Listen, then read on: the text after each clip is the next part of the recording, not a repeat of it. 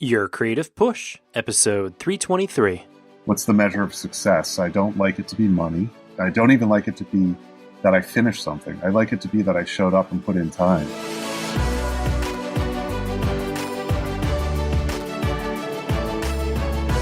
Welcome to Your Creative Push, the podcast that pushes you to pursue your creative passions. I'm your host, Youngman Brown, and my guest today is Jason Polins. Jason is a talented artist from the Boston area whose expertise includes portraiture, figure, still life, and landscape and cityscape. He works in graphite, charcoal, and oil paint. And outside of his Polins Atelier, he also teaches art classes in oil painting and drawing at Northeastern University and several local art centers. And he comes on the show today to talk about his creative journey and the way that he thinks about art. Jason talks about studying in Florence using the site size method and the reset that he got working with Nelson Shanks and the innate search for truth that art allows us to investigate. Jason also offers his advice for people to stop stewing in their own angst and to let go in order to get to their art, and the mantra that helps him to get through that: make a mark to adjust a mark. And then he dives into lots of juicy stuff about how he makes art. He talks about the importance of separating yourself from your preconceptions of what you are painting and how to do it, how his mind works with straight lines and angles versus curves, his attempt to keep his brain more engaged than the moment that just passed, gathering, organizing, and presenting, and being mentally present in your decision making. And finally, Jason talks about his relationship with Alec Soukous, who was on the show before, and the importance of not just seeking out mentors and teachers, but also gaining as much wisdom from them as possible. I had so much fun talking with Jason. I feel like I really made a friend after this interview, and I know that you're going to be inspired by someone who thinks about art in a very creative way, but is also able to express himself very well as a talented teacher. So please enjoy my conversation with Jason Polins. Jason, welcome to Your Creative Push, man. Hey, thanks a lot. Thanks for having me, Young. All right. I always like to give my guests the opportunity at the beginning to kind of share how you got to the point you are today in your life and kind of creatively speaking as well. Sure. A lot's happened, but I think I'd say it's kind of a circuitous route to sort of where I started out versus where I ended up, and some of the things kind of repeated for me. But I'll start out by saying that I'm a very direct painter, and sometimes that is what comes out most for me. And going for classes all over the place and with individuals and things like that, it's kind of what I came back to ultimately. So sort of pretty much, I did undergraduate studies at Boston University, where I was in a painting program. It was a very eye-opening experience because I realized a lot about how difficult it was to learn anything in that atmosphere. And when I graduated, I was glad I went to college and got a degree. And then I was looking around for a little while. I found myself eyeing Florence, Italy, where I went to the Florence Academy of Art. And that was a tremendous place. It was a real boot camp education of painting and drawing. And I absolutely loved it for when I was there. Got a lot out of it, and also got a lot of ideas about how I want to proceed forward. That actually brought me back to Boston, where I immediately began painting and teaching out of my studio and looking for what the next sort of infusion would be. And it wound up being Nelson Shanks. I went for a workshop with him. I just threw myself into it.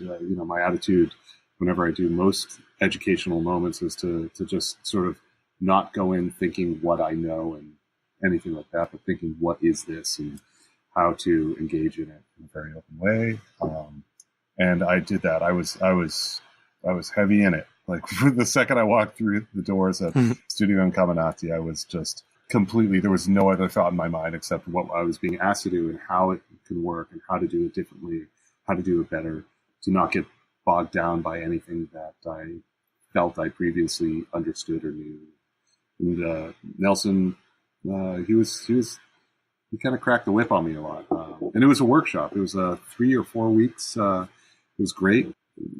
I wanted to be there with him. It didn't work out at that moment, but we had years of back and forth. I'd show up, I'd stay at his house. I worked individually with him a whole bunch. He came up to Boston.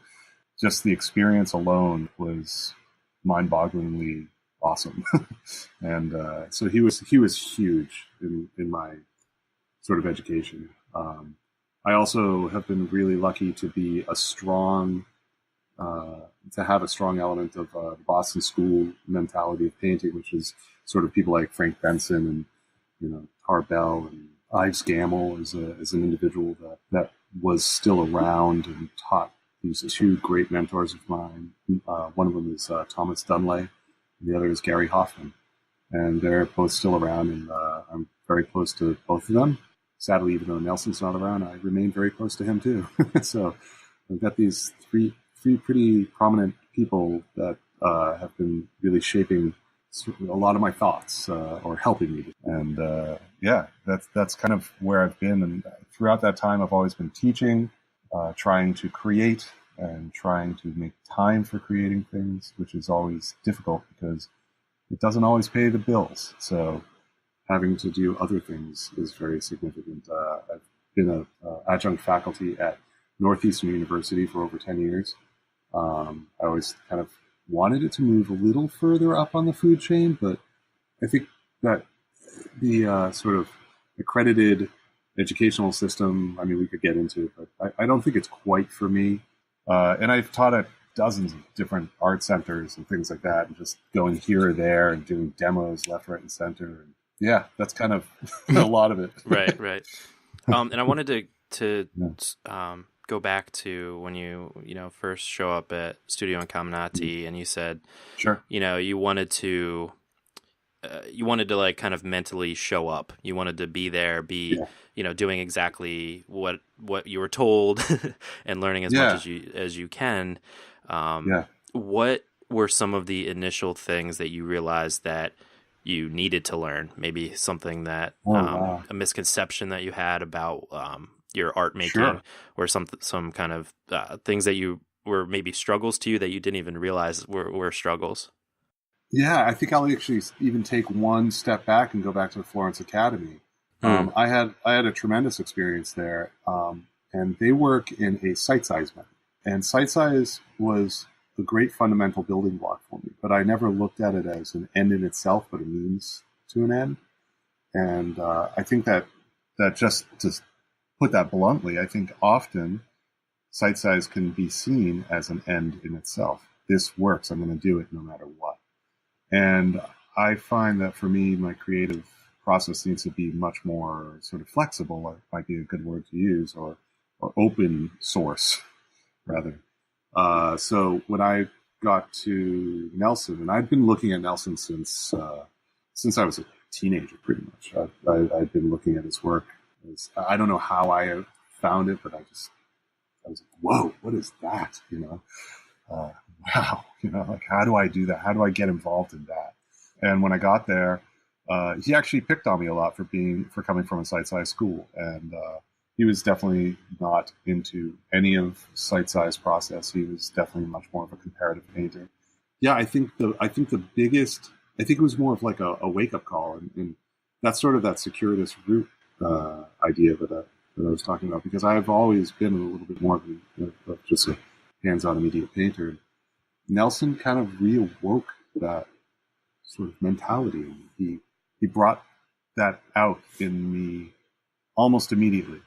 And it was just seeing the way that he just went about that, just by picking up the brush, drawing with the brush, painting with the brush, revising with the brush.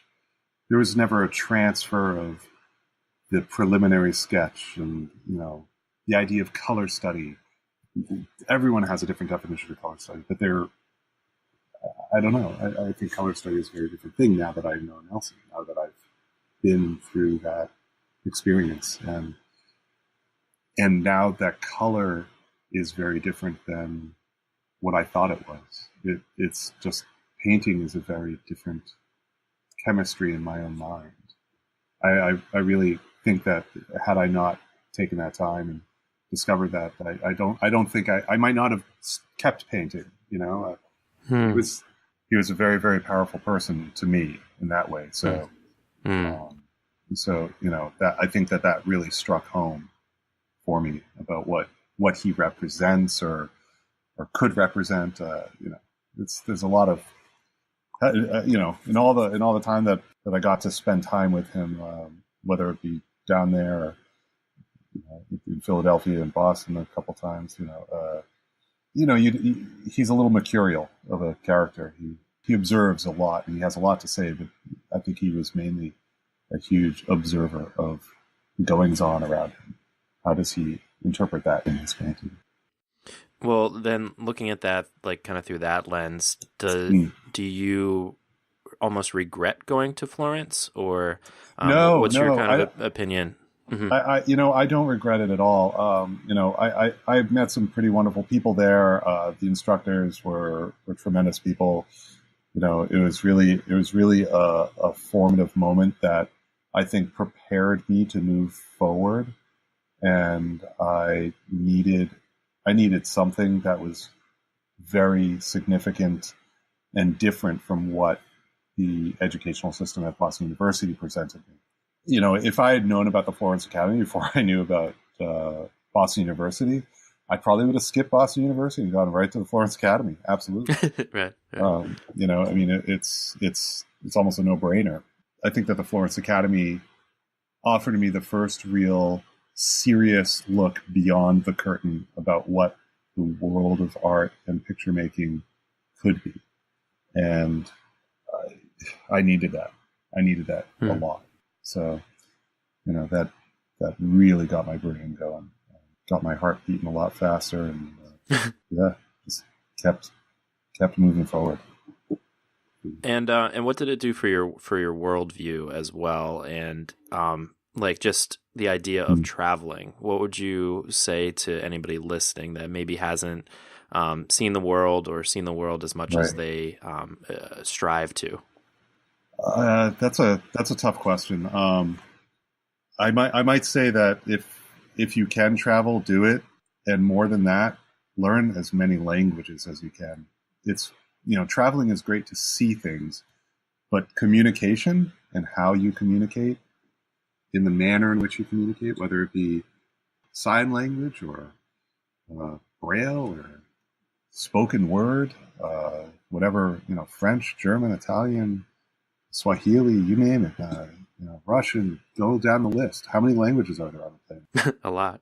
More than one. Mm-hmm. Right. I think I learned to speak Italian when I went to Italy, and my goal was to be able to tell jokes to the Italian people I knew and get them to laugh. And I got to that point, and I felt a degree of success.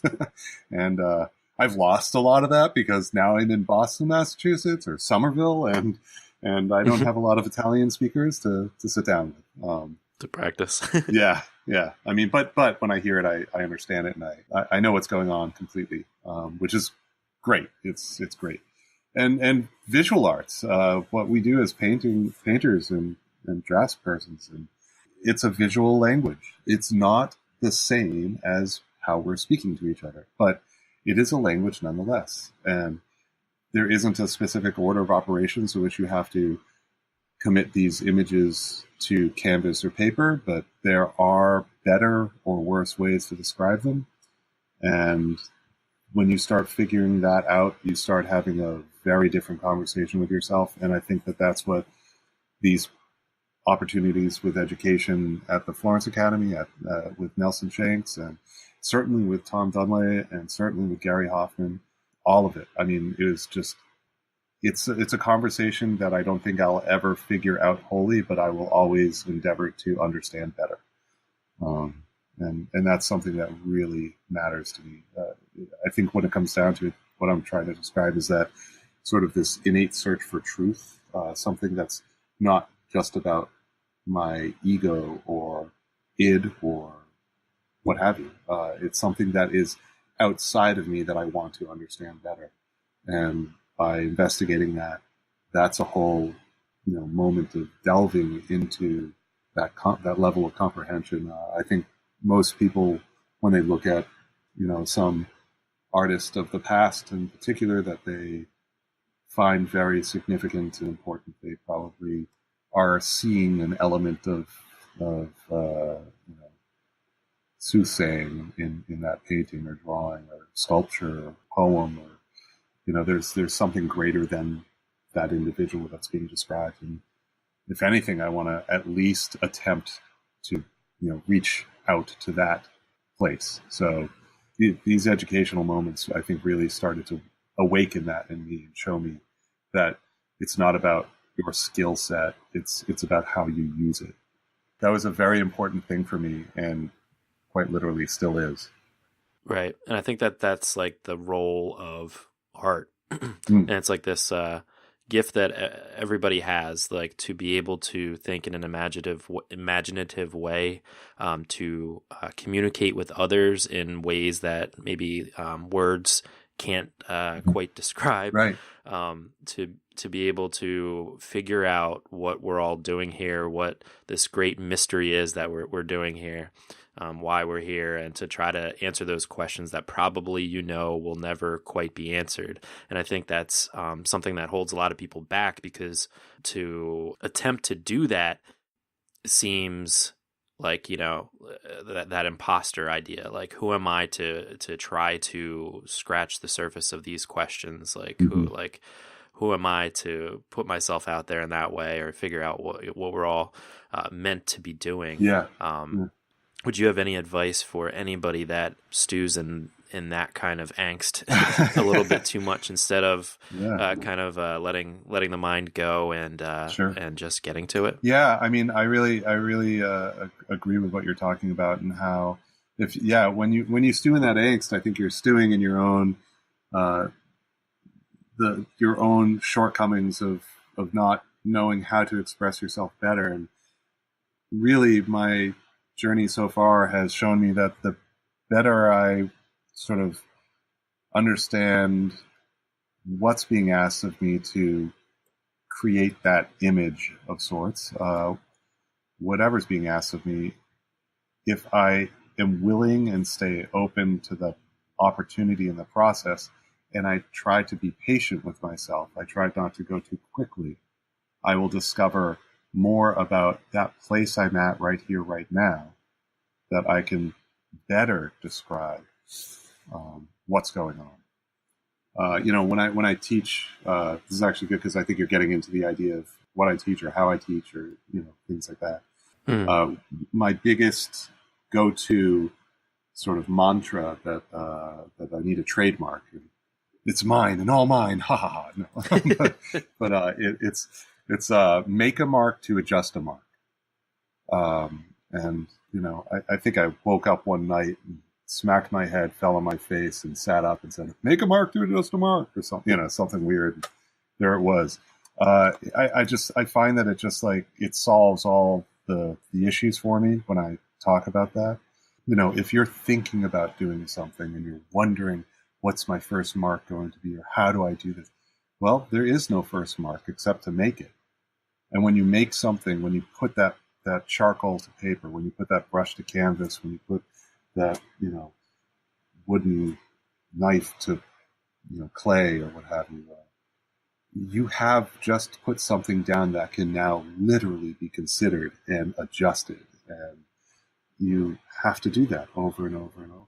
And I think that, when it comes down to people learning to draw and paint in most situations that are out there, you get a situation where people are being told, "Okay, young man, why don't you do a picture that is a still life, and it'll be due next week, and go for it." And that's the level of education, and it's just to do something. That's great, but if you've never really been taught how to do it, then there is no way to judge a better way to do it. That's the shortcoming of most art education, is that there's a huge emphasis on the doing without the emphasis on the discussion or the example. There's a lot of misconception. Oh, you went to grade school, you were shown arts and crafts. Oh, you went to high school, you took art classes. oh, now you're in college. Well, you already know what to do, so let's just do it. And that's just not the case. There are better and worse ways to do this. And just like there are better or worse ways to do any job out there, make a mark to adjust a mark is just a fundamental starting point to clarify that you have to do it in order to do better. So I use that a lot. And it seems to help a lot of my students that are here in the studio with me. Not right now, but no one's here but me. No, you're right. And make a mark to adjust a mark. It's so translatable to the whole process of making art or being creative anyway, like in general, because so often we're, am I supposed to be a classical realist painter, or am I supposed to be a writer, or am I supposed to be, fill in the blank, anything. Right. And so often just creating something, just sitting down and being in the moment with yourself and your creativity, and without a thought of, okay, what's this going to lead to? Is this the path that a classical realist painter takes? Is this the first mark, so to speak, that they the first step that they take towards that career? It's like, no, just start doing anything that kind of tickles your fancy, anything that you feel you can effectively explore your own consciousness, or what you're supposed to be doing in life, and then adjust accordingly. If it doesn't feel right, why doesn't it feel right, and move on to something different.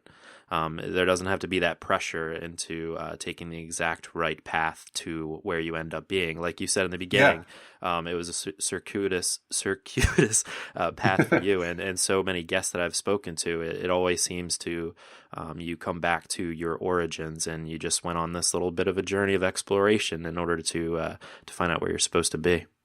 Yeah, I mean, I definitely think that I run into so many people that talk about, oh, I'm just not talented, or I was never, touched by, the gods in the sky to be able to do what you do. And I'm like, I probably wasn't either. It's hard work and effort. If you want to get good at anything, you have to practice. And it's I actually, even now, I do probably 95% of my time is spent on practice, because if I'm not practicing, I'm not able to be so aware of how to solve a problem. And that's another element of what I feel I am doing, or feel that painting is about. It's about problem solving skills.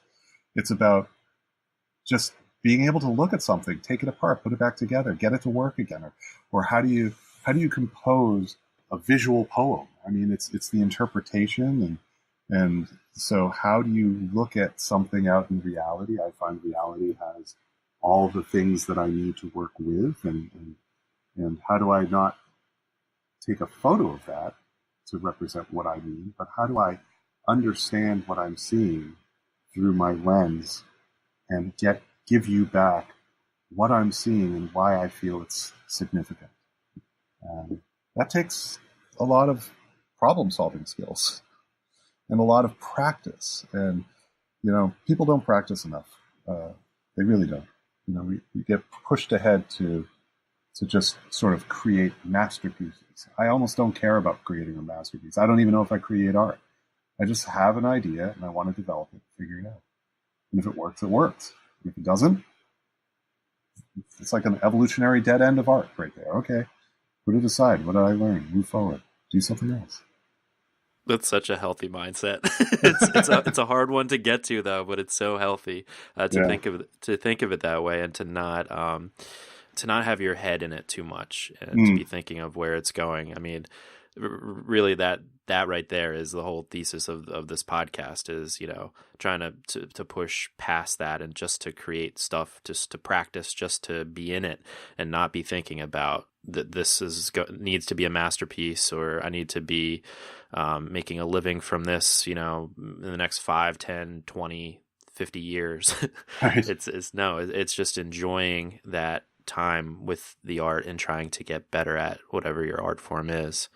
Yeah. So hard to do, though. Oh, it is. I mean, I'm not saying I've figured it out at all. I really haven't. Right. But I think also, I mean, creative people, I'm not alone in this. I hope I'm not alone in this. Everybody cheer with me if you've done this, So many rejections. Just so many, a lot of the people I know, they'll look at what I did and they're like, oh my gosh, that's great. You should enter that into something, you could, whatever, get it in a show. And then, of course, I get rejected. That's okay. That's totally fine. It's just amazing how much rejection is out there. And, I certainly went through my dark times with rejection and just spending tons of money on trying to get success through shows or sales or whatever. I haven't figured that out yet. I kind of stopped worrying about it. I'd rather create and see what that does. And, I do sell work. I sell more of my work probably on my own than through any galleries. And it seems to feel better. And so, yeah, I go that route. And I think that kind of freed me up somehow to think a little more openly about it and to not get so uptight about something not working out or what's the measure of success. I don't like it to be money. I don't even like it to be that I finished something. I like it to be that I showed up and put in time. And if I can do that, I think that I'm moving forward somehow. Yes, that right there. That's it. It's just showing up and getting to it.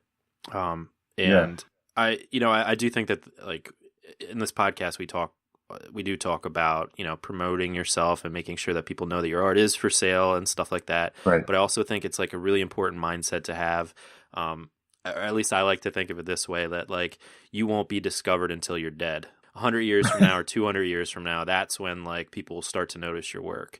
And right. And just kind of be in that mindset so that like, okay, I don't have to like really worry about the acclaim that this is getting. Like maybe I'm ahead of my time even. Like maybe people won't get, like, this isn't for now. This is for the future. This is for some audience that has no way of finding it right now. So then you can kind of find a little bit more comfort in just creating what really appeals to yourself and what you enjoy. That's very true. That's very true. Yeah. In your artist statement, you also talk about separating yourself from your preconceptions of what you're painting. And I think this is it's a good idea. It's a tricky idea though for people. So could you kind of talk about what you mean by that? Yeah, well, separating yourself from your preconceptions of what you're painting, for me, kind of refers to the idea that if you're looking at a hat and you want to paint that hat, and all you're doing is saying, I'm looking at a hat, you're going to paint your idea of that hat. But if you say, I'm looking at that thing, that object, the light is hitting it from the left, cast shadow moving off to the right, it's whatever you recognize, a coloration or what have you, gradation. And it's a shape, and it's something that I don't have to identify because I'm trying to understand it. I want to know what that thing in front of me is, even though I've just identified it as a hat. So it is a hat. Let's forget it. So when I start doing that, and when I get people to do that, like in the studio when they're learning to draw and paint and do whatever, it opens up your mind to being a little bit more curious about what it could be. I think it's just, I look at paintings and I can see when someone's sort of painting in a way that says, look, I'm painting a hat. This is a hat. Can you tell it? Look at that hat.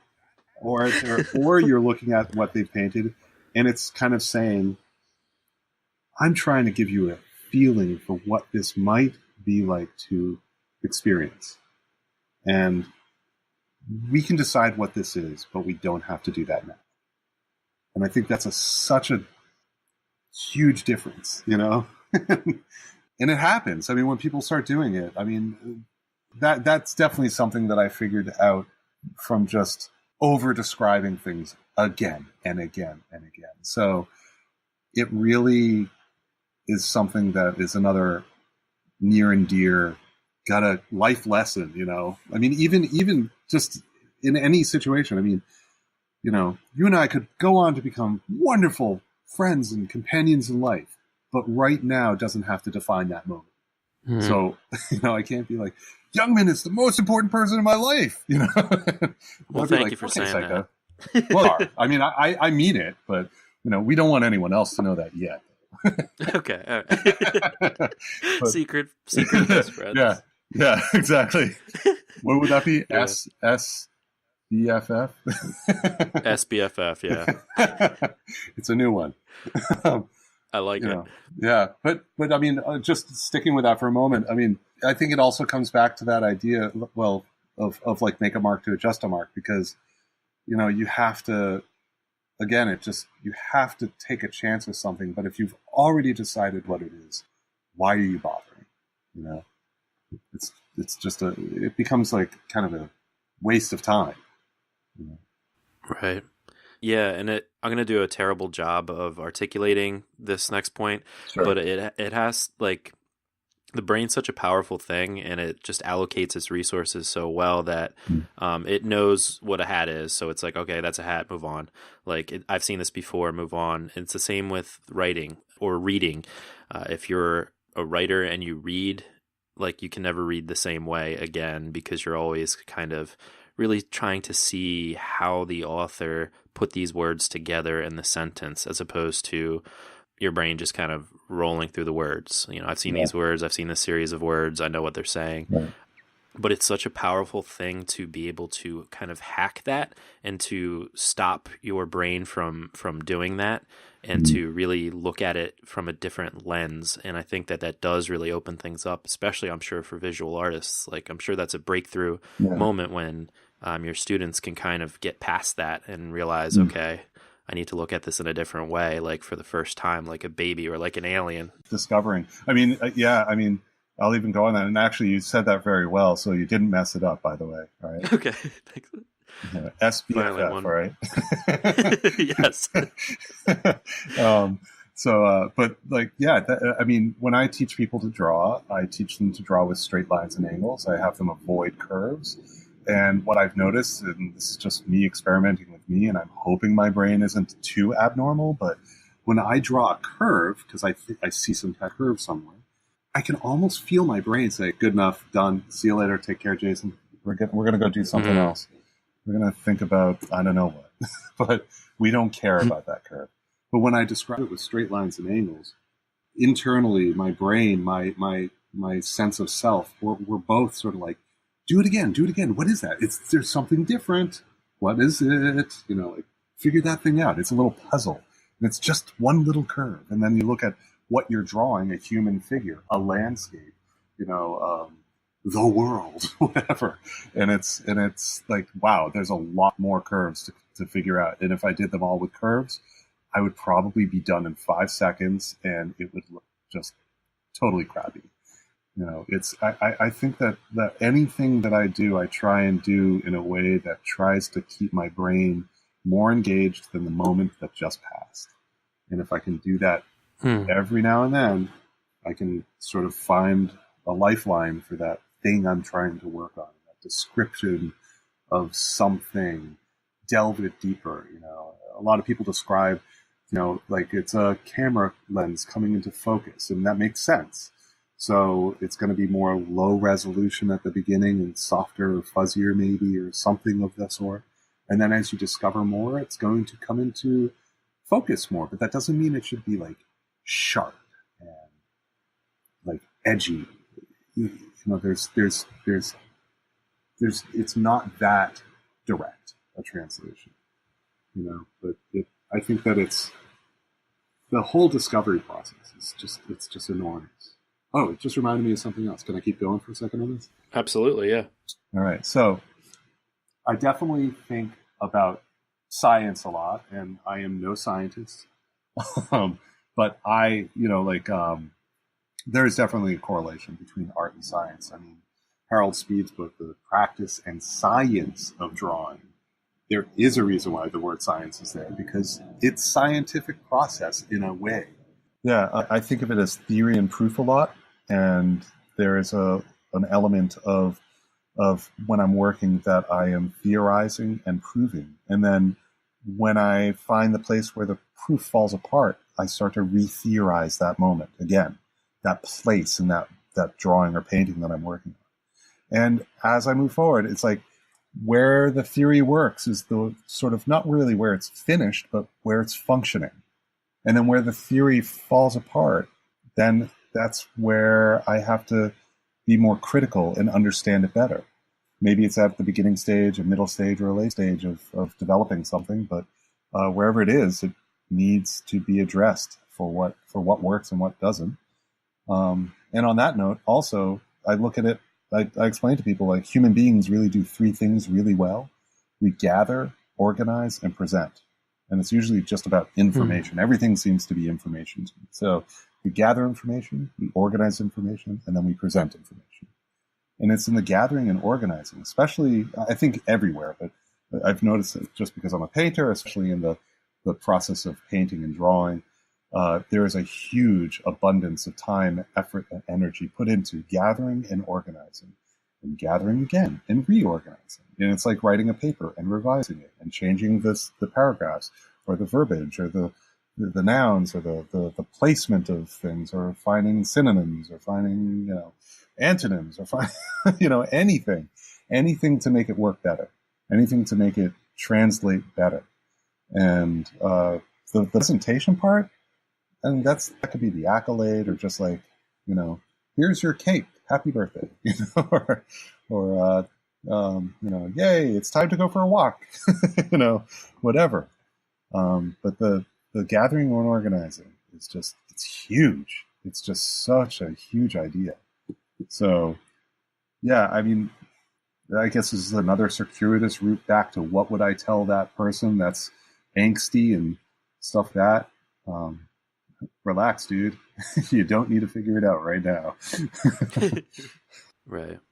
Well, kind of going back to like talking about separating yourself from the preconceptions and trying to, I know you don't like the idea of, or like the word like of a painting being like a recreation, or it's more of like a visual representation.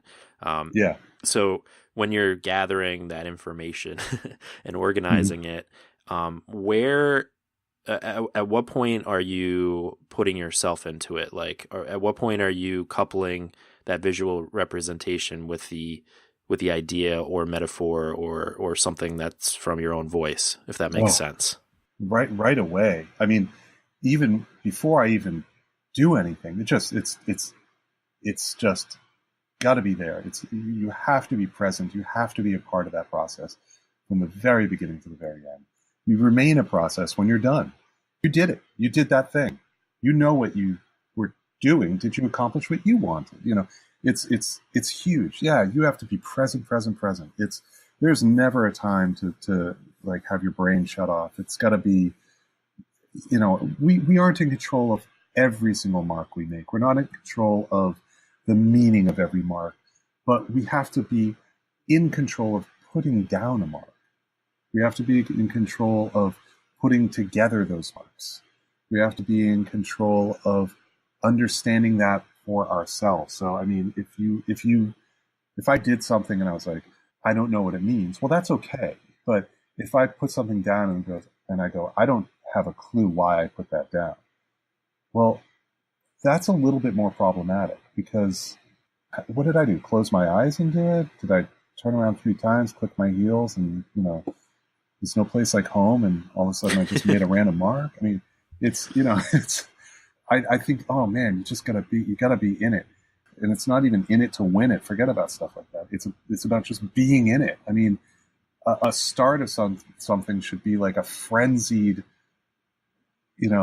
just sort of grab and throw it down kind of an experience of like, not, I see a finger and then I see a hand. It shouldn't be that specific, but it should be big compositional, just, yell into the universe. And, I talk about that a lot with, when I start something out, I want it to fit on the surface I'm working on.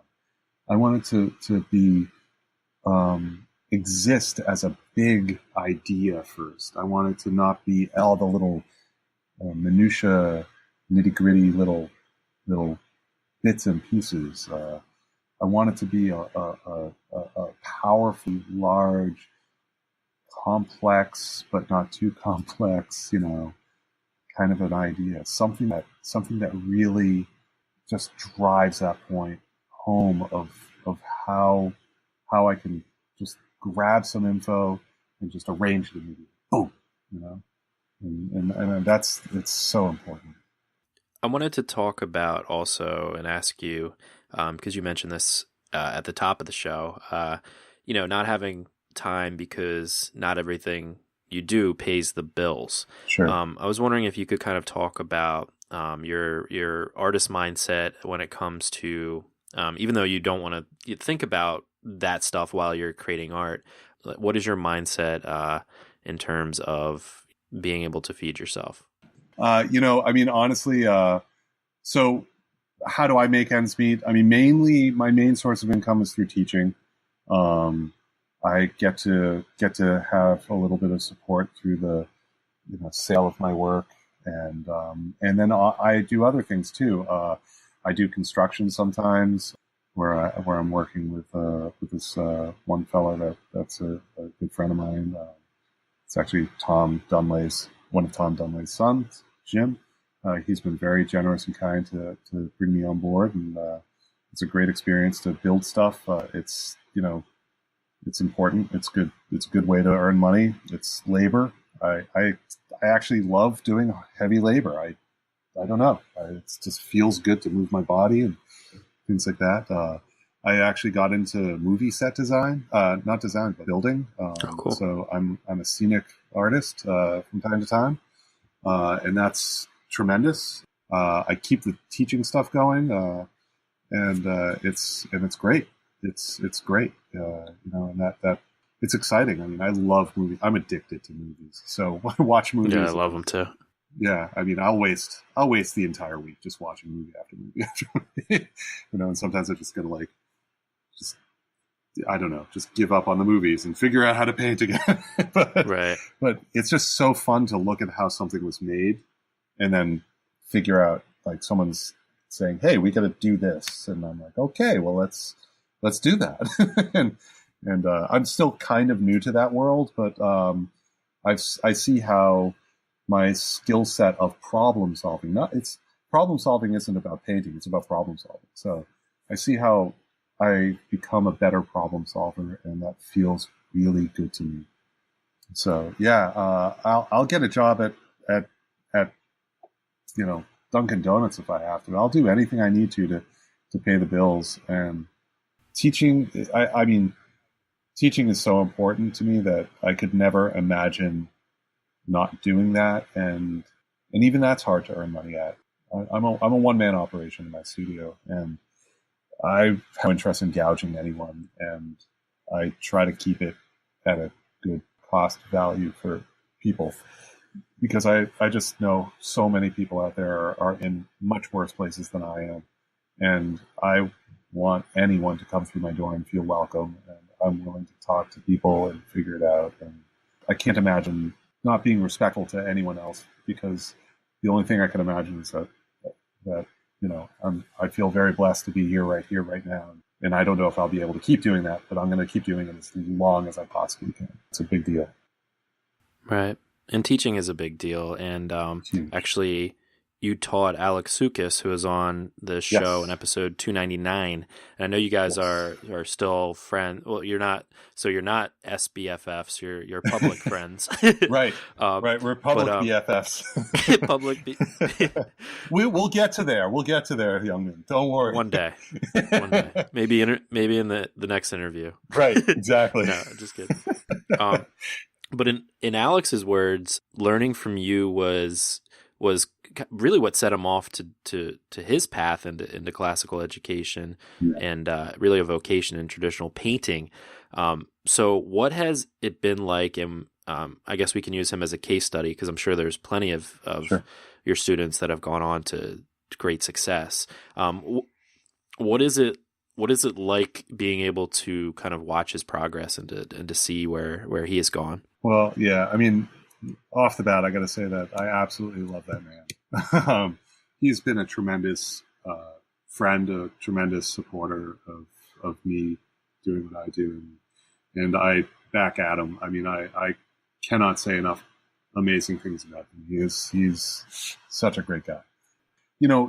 I started teaching him when he was in high school. It was at a private school called Walnut Hill, and I guess just my open nature, of just encountering people somewhat, he just immediately was like, oh my God, what are we going to do? Because I think I just probably started out by doing a demonstration for everybody, all these students, and he was kind of hooked. I told him, anything that I'm doing and you want to be a part of, as long as your folks are cool with it, just come on along. So, I think he was like 13 or 14 when I first met him. And I was thrilled. I mean, he was a great self-starter. He was, he was someone that pursued me to tell him more. I think that's a huge deal. Like, if you want to be good at something, you need to pursue the people that you think are important to you. And I mean, for me, that was Tom Dunlay. That is Tom Dunlay, Gary Hoffmann. That is still Nelson Shanks. That they have been such great resources. It's amazing to me. And if I wasn't asking them questions, then I probably wasn't doing a good job of staying in their sort of gravity. And I want to be a part of all that. It's community is so significant. Alex was so good at sticking around and talking to me and having conversations. We talk almost daily. It's awesome, and we talk art all the time. We get into it for hours. It's just so great. He's been a pleasure to see grow and expand and question and scream into the void and just run through the void and come back out and say, "Look what I found!" Right. It's truly, and he encourages me to keep doing it again and again and again. He helps me to remember to stay curious at all times and to, as jaded as I've become, which I don't even know how jaded I am, but I know I'm jaded. Maybe not that jaded. But it's really important to have to be able to be impressed by a student that you might have and to also impress upon them, because something really excellent comes out of that. And to not try and lock someone down too much. And I never try to be too oppressive with him. But he got it. I mean, he really got what was significant, and it was a lot from doing it and investigating it himself. And he was very interested in just sort of a more prominent form of expression early on, probably even well before me. So it wasn't really like, oh, I did something special, he's something special, and it's great. It's great. It's the best thing to encounter people like that. I mean, the majority of the people that I teach are not young teenagers like when I met him, but I want to encourage people to do the best they can, and I approach everybody as if they're going to bring this to, I hate to use this word, but a professional level. I think you should bring it to a level where you feel like you're solving something. And if that's professional, so be it. But it's different for everyone. And in doing that, I've seen people just grow by leaps and bounds instead of trying to limit someone. Who am I to tell someone anything like that? God, right? Couldn't do that. Couldn't do that. So I just want to see people excel. I cheer anyone out there that's financially making it happen. Man, I wish I understood what you're doing, because that would be a great feeling. But that's not the only feeling to have. And just seeing someone draw a cube well, and they're just glowing from just that cube, just a linear drawing of a cube, and we're looking at it, and it's just like going, oh, it's just it's so great. It's like that's where it's at. And he's one of those folks. And I mean, I can't wait for the next person to walk through my door and just give it a shot. It's exciting. Yeah, and I so agree that that a good student can bring out so much in a teacher. But on the flip side, also, like, for anybody out there that is either taking classes or has a teacher that inspires them.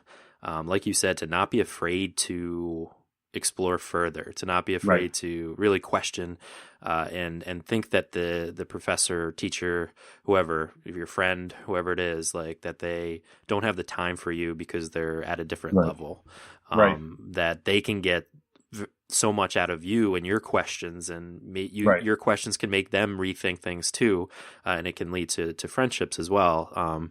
And it's like so important to just kind of cherish those relationships and not to like take I don't know what take the minimum of what's presented to you, you know? Yeah, or minimize it. Yeah, minimize it for yourself, or think that this is it and I shouldn't push further. You know, people think weird things. You're absolutely right. It's a shame. I mean, honestly, I used to be so introverted and I had no clue how to ask questions. And teaching really changed that for me, like almost overnight. I think the first time I really started teaching, I was like, oh my God, this is what it could be. It's just, I mean, even like your creative push, this idea, I mean, being able to be here, talk about things like this is carrying on a conversation with people that I probably might not ever meet. And maybe they'll reach out, or maybe I'll reach out to someone because I heard them on your creative push. And that's such a special way to get people to communicate, is just this medium that we can connect over. Yeah, I can't say enough about that stuff. It's just, I have more questions now than I ever have before. And when I teach people and they aren't asking the questions, there's a number of reasons why. And I don't need to figure them out, and I don't need to label them with a reason or anything like that. But I would absolutely encourage anyone to talk to me at any time. I'm huge on demonstrations. I think, spoken word, like us speaking right now, this is our way of communicating. But maybe if you were in front of me and we were talking, I'd just pull out a canvas or a piece of paper and I'd start drawing on it to show you what I mean. I don't think there are enough people doing demos out there. Just demonstrate. People come in and they're in the studio and we're doing something. I go, hey, let's stop. Let's do a demo. I have failed to do it lately, but I have. This Tuesday, I am doing a demo, so you can come on by and you can see it if you want. Nice. And even like what you were saying about, everyone talking together, irrelevant of the level at which they're at. Well, fundamentally, my studio it's one space. It's about 500 odd square feet, and it's fair size, but everyone's in here together. And irrelevant if you feel like you're a rank beginner or if you feel like you're far beyond anyone out there and you're here taking a class with me, we're all together. It's like you can walk over to that person that's doing something that you haven't ever done and talk to them about it, or ask someone to come over and give you a little critique or point out something that's going on. It's discussions that help it happen. It's not, you don't make lightning in a bottle. Right. As far as I know. Right. And just there's something to be said about just the energy of other people creating, or just being in the space of other creations happening at the same time, where everybody's like kind of aiming towards the same goal of just creating and getting better. It's a very powerful place to be. Yeah, it's huge. I say that a lot. That's huge. It's huge. It's huge. Hey, man. Yeah. But it is. It's I mean, as we're talking, it's like I keep thinking about like all these books that I've read that are all about art sayings or truisms of art, or even artistically speaking, there are a lot of things that I always kind of put in the category of these truths we hold to be self-evident, because if it's about nature and it's about picture making, I really do feel like these truths we hold to be self-evident. And it's actually, I just want to touch on the idea of like the Boston School painters, because they were someone that I feel like really embodied that a lot, and in particular, someone like Dennis Miller Bunker. I mean, he's probably the painter of choice for me, no matter what, hands down. The poor guy didn't last too long because he was gone before he had the opportunity to really delve into it even further. I think he died at the age of 28 or 29. Jeez. Yeah, very upsetting, and I firmly believe that had he lived, he would have eclipsed people like John Singer Sargent and, many, many other great painters. and they were best buds. They were very tight, John Singer Sargent and Dennis Miller Bunker. But Bunker, what he really excelled in was we hold these truths to be self-evident, and just being able to not let his judgment be clouded by his greed or selfishness to identify the relevance of what he was working on in terms of like this field that I am painting. Some of his paintings, I look at them and you wonder what the subject matter is, and easily enough, it's nature. It's that particular location. But then beyond that, it's anything he's included. The subject isn't singular. The subject is multitudinous. And I think in a teaching situation, I'm trying to correlate the two, is it's like that. It's the subject of teaching is not a singular event. It's connected to greater things that we haven't encountered yet. It's connected to the things that we learned that you might have mistakenly just put aside. And you need to find this flexibility in order to really connect it all. And it's too big for us to connect individually. I mean, life is short and art is long. So we don't get to see the whole picture. Maybe we see it when we die. I don't know. Maybe there's something there. I think we do. Yeah. We get to go to the big art school in the sky. The huge art school in the sky. I love it. Wasn't that a song that, like, I don't know who wrote it, but it was someone in the 70s. Probably. It sounds like the 70s. That's cool. Oh, man. Dude, Jason, this has been incredible speaking with you today. And I feel uplifted and motivated and just ready to go. Cool. But I can't let you go without giving the final push. And that's where I ask you to reach through the microphone and grab the shoulder of one of the listeners that you've already really inspired today and just give them your best final words of advice and really push them to pursue their own creative passions. Wow, that's a big one. There's this great saying, you have this time every day, 86,400 seconds in a day. How are you going to use your time? And it's, you're not right or wrong for how you use it. It's your choice, but it does matter how you engage in that to some degree, and I think that, making that mark, to adjust that mark, would be the way I try and spend most of my days. I don't care what it is, whether it's a conversation or what I'm going to put in my body for food or what kind of exercise I want to get or what am I going to read today. And my art experience is a combination of all of this.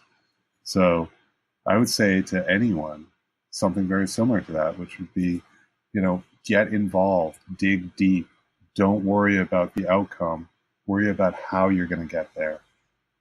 Really, really find in yourself to understand something beyond yourself, because it is what's beyond yourself that you find about yourself to some degree. I mean, the artistic expression, it comes down to being an opportunity to let people know what you think about something or how you feel about something. Doing that with a modicum of honesty is going to give people a much more personal way to relate to you. And I think that's really significant. Beautifully said, man. Thanks. Dude, thank you so much for spending, the last 3,600 seconds, exactly. 4,000 seconds, we'll call it, with me today and with us, and for sharing your story and sharing your inspiration. I really appreciate it, man. Hey, absolutely. Well, thank you for having me on your show. And like the line goes, so long and thanks for all the fish. I love that. Perfect. Hitchhiker's Guide to the Galaxy. I love exactly. it. And for everybody listening, you can find Jason on his website, jasonpolins.com, Polins.com, or you can also head to polinsatelier.com. You can also head to today's show notes page, yourcreativepush.com/Jason Polins, to find everything we talked about with Jason. Jason, thanks again, man. All right. Thank you. Big thank you once again to Jason, my new SBFF. But thank you for coming on the show and for such a great conversation. There's one thing that I wanted to touch on from this episode that's so important. I think that it's something that we all do. It's when you have a teacher, a professor, a mentor, a friend, whoever it may be, somebody that has something that they can teach you, somebody that you're incredibly inspired by, and somebody that you're learning from, stay in their gravity, like Jason said. If this person profoundly inspires you because they're doing something that you want to do, or they are living the life, the creative life that you want to live, let them know. And let them know that you're not only willing to learn, but you're hungry to learn, even desperate to learn. Make sure that they know where your head is at. Make sure that they know that you want to be where they're at, or you want to learn why they do something or how they do something, and you are willing to put in the time and effort to get that knowledge. Finding people like that is a rare event. And if you connect with somebody in that way, make sure that they know about it. Don't be afraid to put yourself out there. Don't be afraid to be somewhat vulnerable, and don't feel like you're being a nuisance if you continue to ask them questions. If you have a curiosity, you have to follow it. And chances are you're not annoying them. Chances are you are actually helping them to learn with your curiosity. Like what happened with Jason and Alec Soukous. He was impressed by his ability to just stay with it, to stick with it, and to continue to ask questions and look at the relationship that formed, a lifelong friendship where they continue to learn from each other. So don't sell yourself short, put yourself out there, and make sure that they know that you are on board. On our next episode, we have Sada Crawford. Sada is an artist and athlete who has always struggled with the question, am I an artistic athlete or an athletic artist? As she strove for balance between her passions. She's an ultra marathoner, and she is a jewelry designer, and she comes on the show next week to talk about how to balance those two things, a lifelong struggle that she's been trying to figure out, and she dives into a lot of interesting things from her life that will definitely help you as well. It was very exciting to have her on at this moment because she is launching her jewelry design business. She is right in the thick of things and going full force into it, and you could really feel the excitement from it. So if you want to find out more about Sada, you can head to her Instagram, Sada Crawford, that's SADACRAWFORD, or we'll have everywhere you can find her, as well as everything we talked about today with Jason at today's show notes page, yourcreativepush.com/323. But that's all I've got for you today, so hopefully you were inspired to go and get your work done. So go and get it done, and we will be here for you next week if you need that push again. I love you all so much. Go get some amazing work done, and we will see you next week. Bye. Never miss a push. Head to yourcreativepush.com/subscribe to find the easiest way for you to subscribe to the podcast.